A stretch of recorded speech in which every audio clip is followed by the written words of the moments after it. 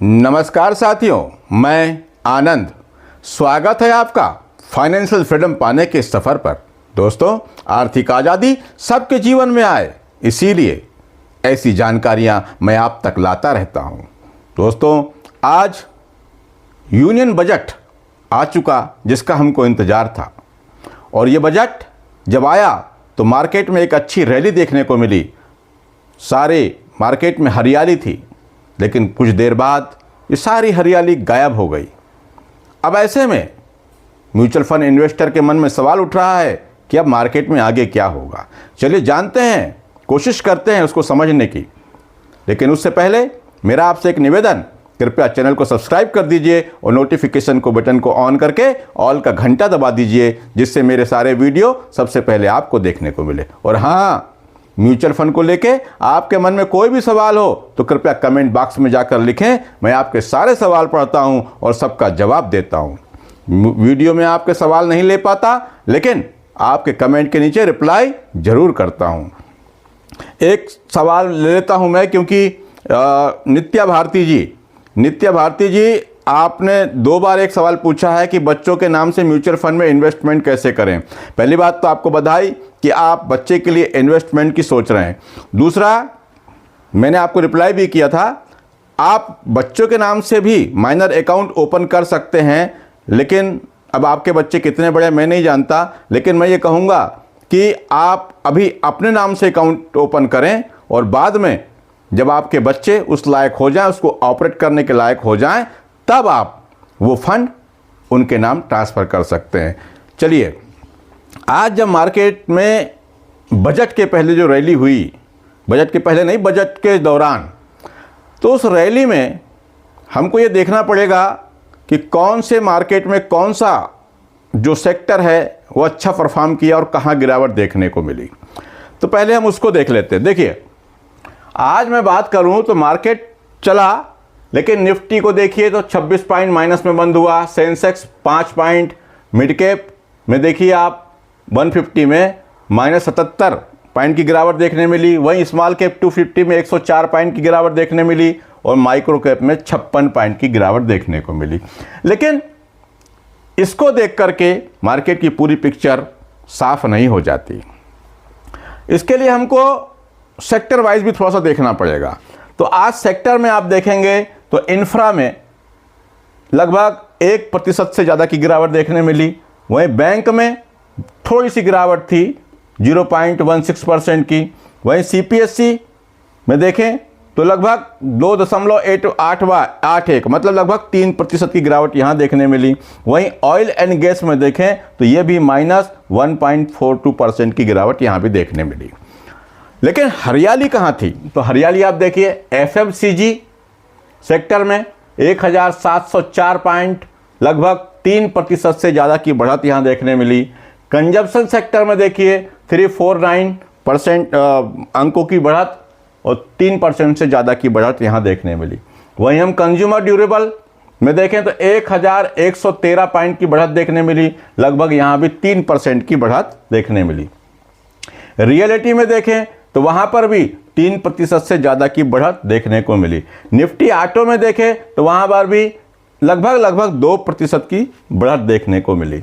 अब ऐसे मार्केट में आज वास्तव में बजट में क्या हुआ, तो जो मेरी समझ है या जानकार बताते हैं, बजट को बहुत अच्छा तो नहीं कह सकते, पर एक अच्छा बजट जरूर कहा जाएगा।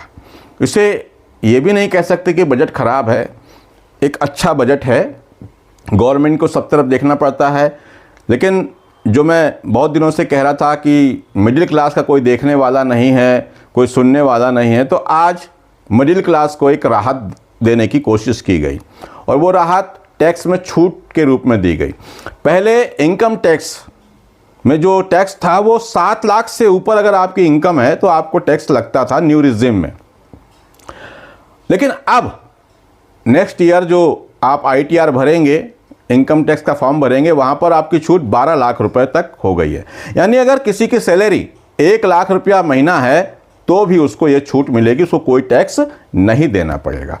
अब इससे फ़ायदा क्या होगा कि वो जो पैसा है, हालांकि ये टैक्स कम करने से जहाँ सरकार को लगभग करोड़ों रुपए का नुकसान होगा, 100 करोड़ का नुकसान बताया जा रहा है शायद, लेकिन ये 100 करोड़ रुपए टैक्स में कम जरूर होंगे, लेकिन सरकार को इससे ज़्यादा मिलेगा, क्योंकि जब वो पैसा मिडिल क्लास के हाथ में या व्यक्तियों के हाथ में आएगा, आम व्यक्ति के हाथ में आएगा, तो उससे कंजम्पशन बढ़ेगा। कंजम्पशन बढ़ेगा, पैसा हाथ में आएगा तो वो बाज़ार में सामान खरीदेंगे, मोटरसाइकिल खरीदेंगे, मकान खरीदेंगे और भी वस्तुओं में अपना पैसा खर्च करेंगे।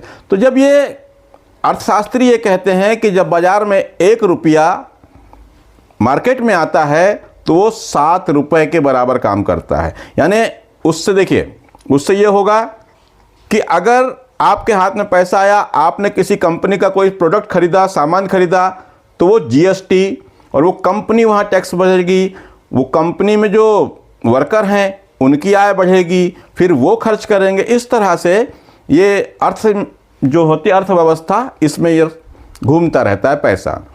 तो ये एक अच्छा निर्णय था बजट में।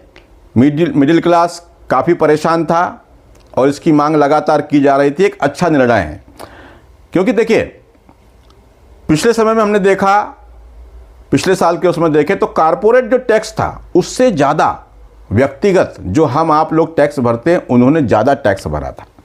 इस कारण से भी व्यक्ति को बहुत तकलीफ थी।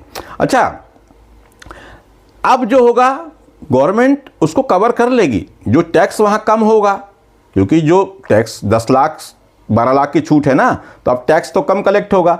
लेकिन मैंने जैसे अभी कहा कि वो पैसा जब हमारे हाथ में आएगा, आम व्यक्ति के हाथ में जब पैसा आएगा, तो बाजार में घूमेगा, वो खरीदारी करेगा, आप इन्वेस्ट करेगा, तो उसको भी हम ये कह सकते हैं कि पैसा इन्वेस्ट किया है ना, वो भी गवर्नमेंट के लिए अच्छा ही है। क्योंकि वो पैसा जो इन्वेस्ट हम आप करते हैं वो कहीं पड़ा तो रहता नहीं, वो कहीं ना कहीं किसी कंपनी में लगता है, किसी धंधे बिजनेस में लगता है, तो वो भी एक प्रकार से बहुत अच्छा होगा। लेकिन गवर्नमेंट में, अब गवर्नमेंट के टैक्स में भी कोई फ़र्क ज़्यादा नहीं पड़ेगा, क्योंकि वो पैसा जब मार्केट में जाएगा तो वापस कंपनियों से जो बिजनेस ग्रोथ बढ़ेगी, जीडीपी बढ़ेगी, उससे भी सरकार को फ़ायदा होगा। लेकिन ये सब तो ठीक है, लेकिन अब सवाल ये उठता है कि मार्केट में अब हम करना क्या चाहिए। देखिए, पहली चीज़ तो ये है कि हम म्यूचुअल फंड इन्वेस्टर हैं और हमको म्यूचुअल फंड में इन्वेस्ट लगातार करते रहना चाहिए। मार्केट की थोड़ी बहुत गिरावट से ज़्यादा फ़र्क नहीं पड़ता, थोड़ी बहुत कह रहा हूँ, अभी जो बड़ी गिरावट हुई वहाँ तो फ़र्क पड़ता है, लेकिन थोड़ी बहुत से फ़र्क नहीं पड़ता। वैसे देखा जाए तो आज जो मार्केट था तो पहले तो अच्छा चला, उसके बाद उसमें डाउनफॉल देखने मिला, गिरावट देखने मिली, हालांकि ज़्यादा नहीं देखने मिली, लेकिन फिर भी मार्केट को ये बजट बहुत ज़्यादा पसंद नहीं आया, इसलिए मार्केट में गिरावट देखने को मिली, या मार्केट की हाल है। कुछ सेक्टर चले, लेकिन कई सेक्टर, अधिकतर सेक्टर में गिरावट देखने मिली। अब ऐसे में हमको क्या करना चाहिए? तो मुझे तो लगता है कि थोड़ा सा वेट करना चाहिए। वेट करना चाहिए का मतलब हमारी जो एसआईपी है वो चलना चाहिए, थोड़ा बहुत इन्वेस्टमेंट करते रहना चाहिए। मार्केट की गिरावट थोड़ी बहुत और भी होगी तो उससे डरना नहीं चाहिए, लेकिन हाँ, बड़ा पैसा, ज़्यादा पैसा एक साथ अभी भी मुझे लगता है कि नहीं डालना चाहिए। मैं हमेशा कहता हूं कि आपके पास 5 लाख, 10 लाख, 20 लाख रुपया अगर आप लगाना चाहते हैं, मेरे पास कई कमेंट आते हैं कि सर मेरे पास 5 लाख पड़ा है, 10 लाख पड़ा है, किस म्यूचुअल फंड में डाल दूं, कहां डाल दूं? तो मैं यही कहता हूं कि एक साथ पूरा पैसा ना डालें, बल्कि थोड़ा थोड़ा करके पैसा मार्केट में या म्यूचुअल फंड में आप डालते रहें। इससे आपका रिस्क मिनिमाइज होता रहता है और हमको म्यूचुअल फंड पोर्टफोलियो को देख के डर नहीं लगता है। तो दोस्तों, आज के लिए इतना ही, मिलते हैं किसी अगले वीडियो में। कृपया चैनल को सब्सक्राइब कर दीजिए और म्यूचुअल फंड को लेके आपके मन में कोई सवाल हो तो कमेंट बॉक्स में जाकर लिखें, मैं आपके सारे सवाल पढ़ता हूं और सबका जवाब देता हूं। आज के लिए इतना ही, नमस्कार, जय हिंद, जय भारत।